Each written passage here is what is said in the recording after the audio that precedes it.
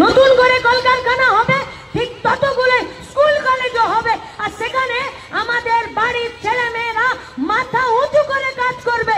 অনুব্রতর সাথে গরুর লেজ তুলে দিয়ে বাংলাদেশের বর্ডার পার করবে না আমাদের বাড়ির ছেলে মেয়েরা। তার জন্য লড়াই চলছে,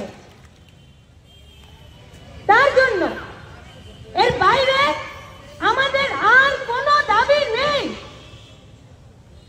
আর এই লড়াই করতে গিয়ে যদি পার্থ, মানিক ভট্টাচার্য, ব্রাত্য বসুদের চাকরি বিক্রি করার দুর্নীতির বিরুদ্ধে লড়তে হয়, তো মইদুল প্রাণ দিয়েছে, ওর তালিকাতে আরো যুবরা নাম লিখবে।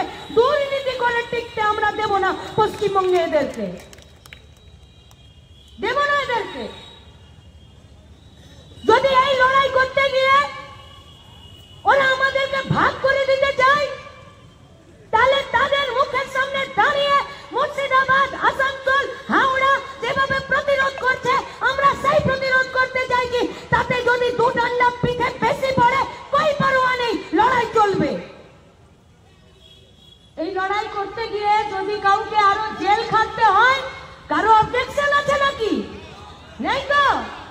আরামবাগ থেকে এসছি তো আমরা। জেলের ভাত কেমন লাগে আমরাও জানি, পার্থও জানে। ও চুরি করে জেলে গেছে, আমরা লড়াই করে জেলে গেছি। এইটা আমাদের কাছে পার্থক্য।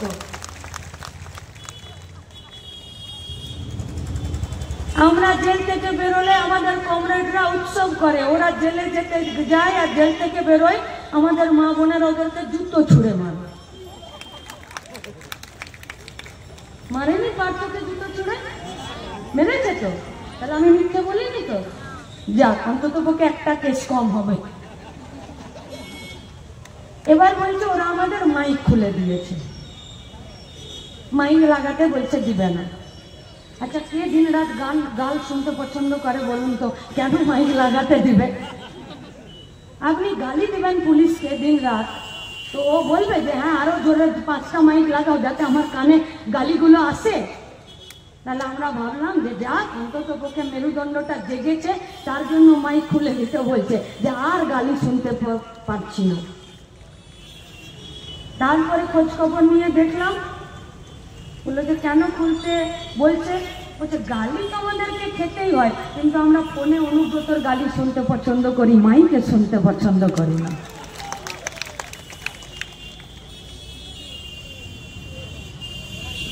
পুলিশ এখন বাড়িতে একবেলার খাবার খায়, একবেলা খাচ্ছে না। রাত্রিবেলা বাড়ি যাচ্ছে আর এক গ্লাস জল খেয়ে শুয়ে যাচ্ছে। বাড়িতে ঘরের বউ, মা, দিদি এরা জিজ্ঞেস করছে যে কি গো খাবে না? বলছে পেট ভরে আছে খিস্তি খেয়ে। শুতে যাচ্ছে, ভয়ে ভয়ে শুয়ে যাচ্ছে। বলছে ফোন এলো বলে আবার খিস্তি খেতে হবে রে, পাশ ফিরে শুয়ে যাচ্ছে। ফোনটা অফ করে দিচ্ছে বা সাইলেন্ট করে দিচ্ছে। ছেলে মেয়ের কাছে মুখ দেখাতে পারছে না, গালি দিতে চায় না। বিশ্বাস করুন, পুলিশকে একদম চায় না। আরে এ রাজ্যের পুলিশ বিদেশে সম্মানিত গো। এ রাজ্যের পুলিশের যা ইতিহাস, তা বিদেশের মাটিতে সম্মানিত। আমাদের পুলিশের নাম করে, মানে মমতার পুলিশ নয়, আগের পুলিশ, যে পুলিশকে মমতা ব্যানার্জি বলছে এদেরকে ধরে চাপকানো দরকার, সেই পুলিশ নয়। কিন্তু যে পুলিশকে দেখে আমরা নিজেদের সুরক্ষা বলে মনে করতাম, আর যে পুলিশকে দেখে আমরা ভয় পেতাম যে হ্যাঁ ভুল করলে এরা কিন্তু এখনই ধরে নিয়ে যাবে, সেই পুলিশের কথা বলছি। এই পুলিশদেরকে নিয়ে বিদেশে আমাদের পশ্চিমবঙ্গের পুলিশের নাম করে বলতো যে যাও দেখো পশ্চিমবঙ্গের পুলিশের মতন হতে হবে। আর আজকে থানাতে ঢুকলে এরা সব টেবিলের তলায় ঢুকে যাচ্ছে, বাইরে বেরোচ্ছে না। কিন্তু দেখুন, বিকাশ ভবনের বাইরে মইদুলকে, সুদীপ্তকে মারার সময় তখন মনে হয় যেন মোদির নয় এদেরই 56 ইঞ্চি ছাতি হয়ে যাচ্ছে, আর লাঠিগুলো যেন 5 ফুটের জায়গায় 10 ফুট হয়ে যাচ্ছে। তার মানে এরা ন্যায় নীতির রক্ষক নয়, তার মানে এরা সংবিধানের রক্ষক নয়, তার মানে এরা আইন অনুযায়ী কাজ করছে না।